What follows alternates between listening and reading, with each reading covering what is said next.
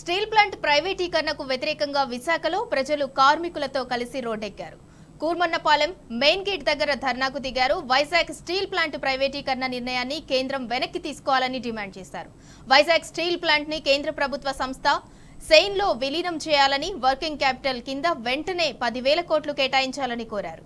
Steel plant ప్రైవేటీకరణ జరగకుండా కేంద్రంపై చంద్రబాబు, పవన్, పురంధరేశ్వరి ఒత్తిడి తేవాలని ఇచ్చిన మాట నిలబెట్టుకోవాలని డిమాండ్ చేశారు.